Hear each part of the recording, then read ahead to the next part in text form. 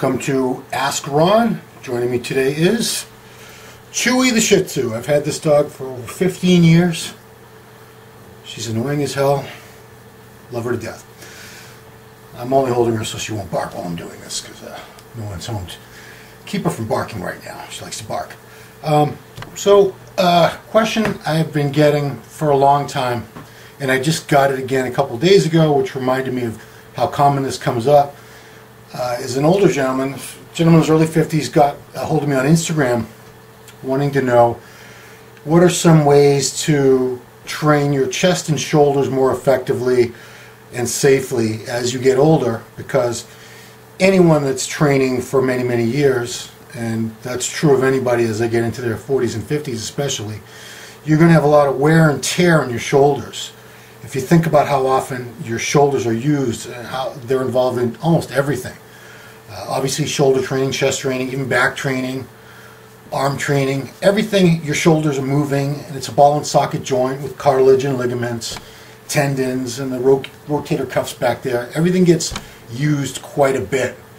So anytime anything's used extensively over and over again, thousands and thousands of times, you know, millions of times if you figure out all the sets and reps you've done, right? You're going to have some wear and tear, some real serious wear and tear for anyone that's doing this at a higher level, especially. Training very heavy, very intensely, not taking a lot of time off to do lighter training. So, you know, obviously your limitations are all going to be based on not only that, but whether or not you've sustained any serious injuries or have anything currently going on in there. And, you know, like I said, anyone in their advanced stages for our trainer, in 40s and 50s is an advanced stage for a bodybuilder, realistically, when you think about it. You know, we have issues like arthritis. I have arthritis in the shoulder. There's probably a history of at least minor rotator cuff tears. I have one right now, ongoing. I've had issues there off and on for many years, but right now it's acting up again. You know, there's labrum tears, and there's just simple, you know, your tendinitis issues. So it's one thing I want to encourage everyone out there to do. If you feel like your shoulder has an injury, if you have sustained pain and limits what you can do in a lot of movements, the very first thing you need to do is go to an orthopedic surgeon, get an MRI, and see what's going on there. Because unless you really know exactly what's going on, you may not get the treatment that you need. And that can vary from, you know, a little quick fix thing like a cortisone injection, which I don't know if I'd recommend it or not. I've had a few of them. It takes the pain away for a few months, and then the pain just comes back. And, you know, the thing I worry about is when that pain's diminished, when you can't really feel the pain, maybe you're doing damage. You're doing further damage because you're not aware of moving in a way that's exacerbating a problem that you already have. And, you know, it's like anything that masks the pain, I don't think is a really good idea, because the pain's important when you're training to let you know what's going on. So if you feel extreme pain, agonizing pain in a certain plane of motion, or doing a certain exercise, moving a certain way, that's good, because at least it tells you don't do that. If you keep doing that, whatever problem you have is going to get worse and worse. So, yeah, I encourage you all to get it checked out first and foremost. Know what you're dealing with. Know if it's something that might be so severe it requires surgery. If you have a full labrum tear or a rotator cuff tear, a full one, you're going to need surgery to repair that. It's not going to get better on its own. You know, all the little rotator cuff exercises in the world, stretches and all this, even deep tissue, all that stuff. If you have a full tear, they're not going to really help you. A full tear needs to be surgically repaired. They need to suture that back together. So the main thing to remember with chest and shoulder training as you get older is you need to pay attention to which movements are productive and don't cause you pain, and which ones do. Some movements are still going to be produce results for you, except that they're going to increase your odds of getting hurt or making an injury that you already have much worse. So maybe the bench press is your favorite exercise. It always has been. But as you get to late 30s, early 40s, mid 40s, maybe now it's really aggravating your shoulder. that's a warning sign that you probably shouldn't be flat barbell bench pressing anymore. So people say, well, what are the safest movements? Generally speaking, barbells aren't the safest movements when you have shoulder issues because, it's one piece of metal. So a stronger side can compensate for a weaker side, and you just don't have a lot of options. Whereas dumbbells allow you at least to adjust the plane of motion a little more differently so that you can find that groove that doesn't cause pain. Myself and a lot of people that have shoulder issues, especially things like overhead pressing, we can only press in a very specific plane of motion without causing pain. And you need to figure that out on your own by trying pretty much everything. Try the Smith machine, try every shoulder press machine your gym has. Try dumbbells, try the same thing. For chest and shoulders, this applies for both of them. You need to really experiment with every option available to you so you know which ones you might be missing out on that could be very productive for you and not be causing you pain, instead of stubbornly either insisting to do ones that cause you pain or just avoiding certain types of movements like incline presses or decline presses, flat presses, just because you feel like those are going to always be painful for you. Sometimes in extreme cases that might be true. But until you've tried every tool out there in your gym that your gym has to offer, you can't really know. People will say things like, make generalizations like, if you have shoulder issues, you shouldn't be pressing, but you can do plenty of laterals. That really depends again on the specific type of injury or condition that you may have going on in your shoulder or shoulders. You might find that pressing isn't so bad for you, but lateral raises are excruciating. Lateral raise is an isolation movement, right? It should be safer, but not necessarily, because that's a whole other way of moving versus this press overhead. I can't do laterals heavy like I used to anymore. Especially cables, actually, which seem like they would be safer. They actually cause me a lot more pain with this shoulder than either dumbbells or lateral machines.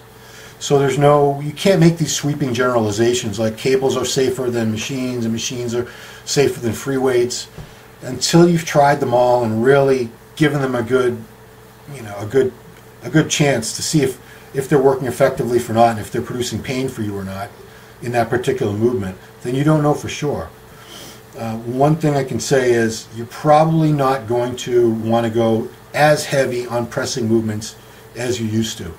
You want to do some more reps, rest less between sets, really try to feel that pec squeezing and contracting and get a good stretch on every rep rather than just blasting out, ballistic style reps with as heavy weight as you can.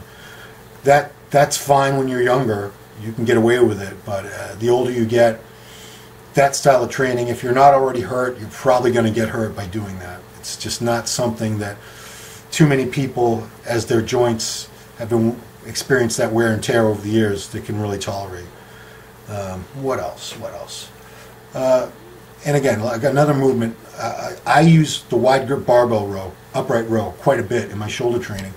That's something I hear people say, if you have shoulder problems, stay away from that. That's terrible, terrible movement.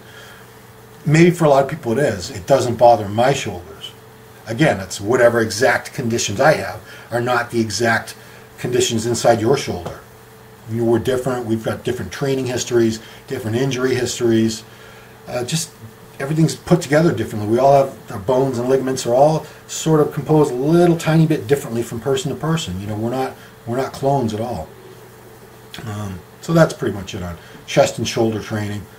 Just be careful. Find things that you can do safely without joint pain, without that tendon pain, the tendinitis, whatever it takes. You're going to have to take some time and really figure it out. If anyone just tries to lay out certain things to do and certain things not to do, I would take that with a grain of salt, even if they have a medical background, because, like I said, there are things that I should probably be able to do according to them that I can't without pain, and vice versa. Some things that should be painful for me, but for whatever reason they're not. And unless I had tried everything, every shoulder exercise, starting light, of course, I wouldn't know for sure. For my next couple questions, I'm going to steal from Greg Valentino, the Ramblin' Freak.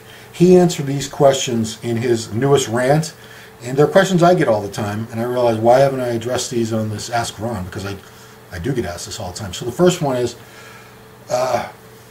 anytime someone has a really standout body part, people want to know all different things about it. Even though in most cases, let's say all cases, there's a genetic component. If someone has great arms, it's a lot of genetics. Someone has great calves, a lot of genetics. I have pretty damn good quads, and I've trained them very hard over the years, but it's also a genetic thing. I have that outer sweep that a lot of people just don't have, no matter what they do. I've just, quads are something, as soon as I started working them, they responded right away, and they've always responded to all types of training, whether it's been heavier, a little lighter, higher reps, lower reps, they've always grown. So maybe I'm not the best person to ask about how to get your legs big, because quads were never a problem for me. Arms, another story. So people want to know about leg day. First they say, what kind of shoes should I wear? I saw Evan Centopani a few years ago when I was down in New Haven, Connecticut, shooting a training video for MD, squatting in his famous black socks. I was aware of people squatting barefoot in socks. Of course, everyone has seen Pumping Iron, and there's that famous scene with Arnold and Ed Corney squatting barefoot on this rubber mat, which skeeves me out because I keep thinking there had to be so much fungus and bacteria and shit on there. But anyway, so I squat in socks, not flat-soled shoes, certainly not running shoes or basketball shoes, but socks. That works really well for me. I feel connected to the floor. I feel really grounded, stable. To me, like running shoes, like Nike Shocks, anything with air in the heel is the worst thing you can possibly train legs in, because there's no stability. Your feet are moving around. It almost feels like you're on a little stability ball, and you want stable shoes. For many years, I would squat in those boots, those Magnum boots, like a SWAT team wears, and I got that from Ronnie Coleman, because Ronnie Coleman always had boots. Branch was always training in those black boots. So for years and years, actually, I think I was doing that even before Ronnie. I'm pretty sure I was. But anyway, for years, that's what I wore on leg day. And they were very stable. They laced all the way up, halfway up to the knee, pretty much, so you had very good support. And it had a little heel on it, which helps put you most people in a better position for squatting. But I got away from that, and I tried different things. But leg training in general now, I will squat in socks. You don't have to, but you should train legs in something with a flat sole. My sneakers of choice, I got them on right now. I got them on all the time. I'm looking at about 30 pair of them. These are the Reebok CrossFit Nanos. Now, I know you guys just flipped out because I said CrossFit. How dare you? You're not going to wear anything CrossFit. Well, let me tell you, these CrossFit shoes, the Nanos that Reebok makes, they're awesome for cross training. You can run in them if you want to run. So maybe on a treadmill. You can do weights in them. You can, and they're comfortable. They're really light, comfortable, and they have good support. They're designed for CrossFit, which is all types of training. If you're going to try something, I would recommend that. Nike also makes their CrossFit shoe now called the Metcon, also flat sole and good support. And I like to do legs in those, whether I'll squat without shoes at all, but leg press, hack squats, I like those because they're very stable, and it's not much more than my own foot, but it does have that support, a little layer of rubber there, so it's not just my bare feet, up against that platform loaded up with a bunch of weight to crush my poor little feet. So that's what I recommend. Something with a flat sole. People for years and years would wear the Converse Chuck Taylors. You can wear those too if you want, whatever. I just really would shy away from anything with, like I said, either those shocks or air in the heel, like Air Jordan. I don't think basketball shoes are ever a good idea to train legs in. Just my personal idea, my personal observation. What to wear clothes-wise on leg day, you can wear whatever you want, obviously. And before I want to say this, people are very judgmental of what other people wear to the gym. And there's no reason for it. What does it have to do with you, what somebody else wears in the gym? Does it really bother you that much that they have a tight t-shirt on, or they're wearing a tank top and you don't think they should be wearing a tank top? And really, why do you care? Worry about yourself. First and foremost, that's it. Just worry about yourself. Don't worry about what I'm wearing, that guy's wearing. You wear what you want. I don't care what you wear. any of you, wear whatever you want to the gym. That being said, it should be athletic clothing. When I see people in like jeans, especially jeans that aren't loose, they're pretty damn tight. This is such inappropriate clothing for the gym. You can't even move in those. Sometimes I'll see people with like regular button-down shirts in the gym. It's usually older people. One of the 2 gyms I go to has a lot of older people in the morning. And, it's like there's a Target here in town. There's a Walmart. There's cheap sweat clothes, sweatpants, sweatshirts. You could pick up T-shirts. So you'd be a lot more comfortable than you would in these button-up pants. Sometimes I see them in the clunky shoes, and like I said, button-down shirts, like they're going to the bank or the post office or something rather than the gym. So I just say, first and foremost, be comfortable, wear what you want, whatever makes you feel good about yourself. If you want to match and stuff, so what? Why not? What's wrong with that? I see people make fun of other people all the time on Facebook, Instagram, on the forums, saying, "Look at this guy. He's such a loser. He's got purple this and purple that, and he's matching." Yeah, what again, why do you care? What does it have to do with you? How does that affect you and your workout and your life? Dude, just let it go. It doesn't matter. So I like to match. Not crazy, but it's a thing. And I've been like that for many, many years. And you can make fun of me all I want. I really don't care. I don't care what any of you think about what I wear to the gym. I don't care what you wear to the gym. So, that being said, leg day, when it's warmer out, I will wear shorts. Typically, kind of loose shorts so I can move. But it gets cold here. Like right now, it's like 10 degrees outside. We had it below 0 for a while there. So I'm not going to wear shorts in the winter. I don't like to change in the gym too if I don't have to. The rest of the time, I wear tights or leggings or whatever you call them. And I know right there, once you just laughed or you're judging me. But you know what? I feel these are compression tights. They give me support. I can see the legs working, and they're stretchy. I'm able to move. Whereas if I wear sweatpants a lot of times, I'll be in the bottom of a squat, and I can feel like half my ass crack is showing because of the way the pants are pulling down. It's distracting. I don't want people checking out my ass crack when I'm trying to squat. And I think it's rude to have your ass crack hanging out. So I will wear tights, leggings. I got a bunch of cool ones from a company called Sleefs. They're not my sponsor or anything. My wife bought them all for me. SLEEFS.com. They're like $20, and they got all kinds of cool designs. And, if you really have a problem with it, you don't have to wear them. It's fine. You can wear whatever you want. Like I said, loose sweatpants, basketball shorts, whatever you're comfortable and you can move in. And I do think it's important that you be able to move freely, especially on leg day. You don't want to be in the bottom position of a squat or a leg press and your pants feel like you're about to rip, your sweatpants. Because now you're worried about, shit, my pants are going to rip. What am I going to do if my pants rip? And I've had that happen in the gym. And it's usually in the crotch or something. But it's a pain. It's a pain in the ass. The rest of the time, just what I do. I usually have a tank top and a t-shirt over that. And I wait till I get a pump, and then I take off the t-shirt. Why? I don't know. I've been doing this for so many years. I don't even know where I got it from or why I do it. But I do like to see the muscles working while I'm training them. I want to see that I'm getting a good pump. That's me. You can cover up as much as you want. You can wear hoodies. A lot of guys wear hoodies. I've tried wearing hoodies. I sweat a lot when I train. The one time I wore a hoodie on leg day, it was a thick hoodie.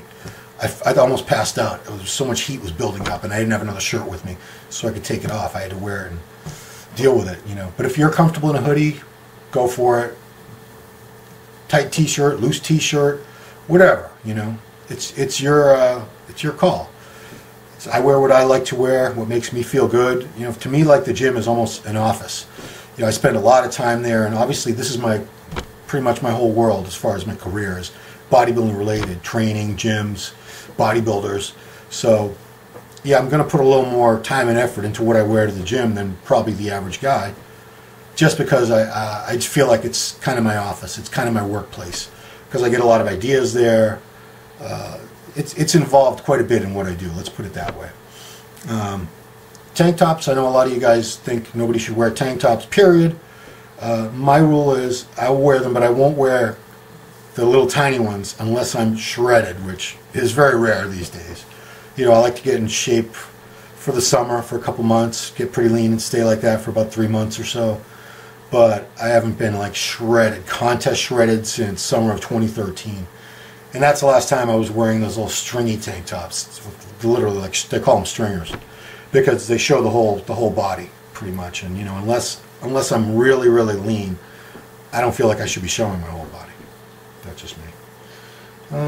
Yeah, that's been about it. I just wanted to get a quick one out because Greg had those subjects, and I wanted to put my input, my take on those, because I do get asked those a lot.